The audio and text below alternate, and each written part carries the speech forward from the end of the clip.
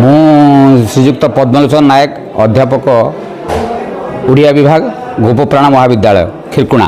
ଯେ ଆମର 2025ରେ ବାର୍ଷିକ ଉତ୍ସବ ପାଳନ କରାହେଉଛି ଆନୁଆଲ୍ ଫଙ୍କସନ୍। ଏ ଫଙ୍କସନ୍ ପ୍ରତିବର୍ଷ ଆମର ଏମିତି ଚାଲିଛି ଏବଂ ଏଥିରେ ଆମର ଶିକ୍ଷକ ଛାତ୍ର ଏବଂ ଗାର୍डियन माने समस्ते ये पूर्ण मात्रा ये सहयोग करती सुशांति श्रृंखला सहकार ये आम वार्षिक उत्सव पालन करा जाए। जेहेतु एटा निपट पल्ली अंचल तेणु ये बहुत गाँ गहली लोक आसिक ये जोग दियंती एवं सुंदर भाव में आमर यही सांस्कृतिक उत्सव पालन करा जाए। पिलामानकर मध्य विभिन्न प्रकार प्रतियोगिता करा जाए, सेमानकु मध्य पुरस्कृत करा जाए। सेथिपई आमे बहुत खुशी जे आमर यही वार्षिक उत्सव पालन अवसर में समस्त अध्यापक अध्यापिका एवं पिलामानक मनरे जो उत्साह उद्दीपना एवं आनंदर लहरी सेटा सबुदिन पाई आमर एमिति थाउ आमे ईश्वर ठारे एति प्रार्थना करूछु।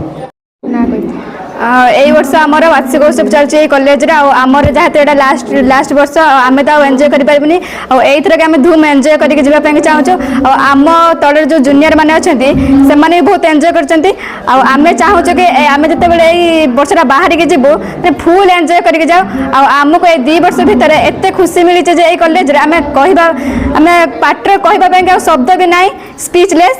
आ बहुत सुंदर लगुच कि आसिक जा आमर तो अधे भी आसी ना ठीक जा आम जो सेकेंड ईयर आस लास्ट ईयर तो एत भी अधे छुआ आसी ना आम 2-4 जन आस बहुत एंजॉय कर कौन कहे कॉलेज आमको जहाँ भी सब मिली ना आमको आम कभी कॉलेज को भूली पारूनी आम गोटे स्मृति होगी रही ना। हर्षिता दर्शायणी दास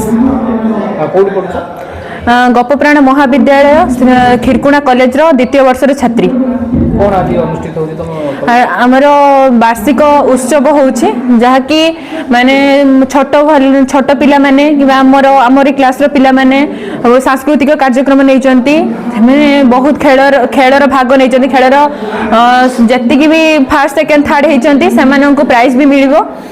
सांस्कृतिक कार्यक्रम अनुष्ठित आम वार्षिक कॉलेज रे प्रत्येक वर्ष हुए एबे भी होउची आगो को भी रहिबो।